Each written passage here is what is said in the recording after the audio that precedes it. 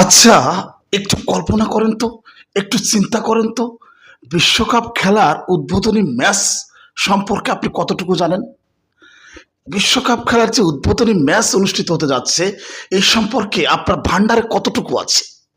আপনি যে বিশ্বকাপ খেলা দেখার জন্য লাফাচ্ছেন, আপনি যে আর্জেন্টিনা অথবা ব্রাজিল অথবা ফ্রান্স অথবা স্পেন অথবা যেকোনো একটি দেশকে আপনি সাপোর্ট করছেন, আচ্ছা, আপনি কি জানেন বিশ্বকাপ খেলার যে উদ্বোধনী ম্যাচ, এই উদ্বোধনী ম্যাচের ইতিহাস বা উদ্বোধনী ম্যাচ কিভাবে উদ্বোধন হয়?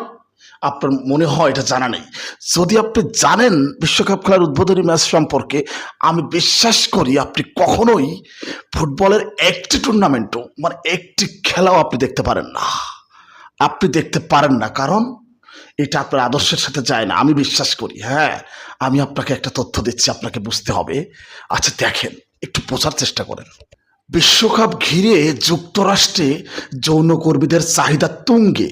দিনে অথবা রাতে $10,000 চার্জ করছে কেউ কেউ, শিডিউল ফাঁকা নেই কারো।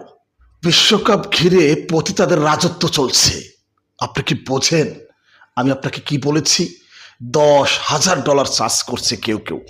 বিশ্বকাপ ঘিরে পতিতাদের রাজত্ব চলছে। তাহলে আপনি একটু বোঝেন তো, যে বিশ্বকাপ খেলাটার উদ্বোধনী হচ্ছে নগ্নতার বেহায়াপনার মধ্য দিয়ে। এরপরেও আপনি এই খেলা দেখেন কিভাবে মুসলিম হিসেবে? আপনি একটা দলকে সাপোর্ট করেন কিভাবে? আপনি এই বিশ্বকাপ খেলা নিয়ে গবেষণা রিসার্চ করেন কিভাবে? আপনি আপনার বন্ধুদের সামনে এই বিশ্বকাপ ফুটবল নিয়ে আলোচনা করেন কিভাবে, যে খেলাটার উদ্বোধনী হচ্ছে বেহায়াপনার নগ্নতার মধ্য দিয়ে?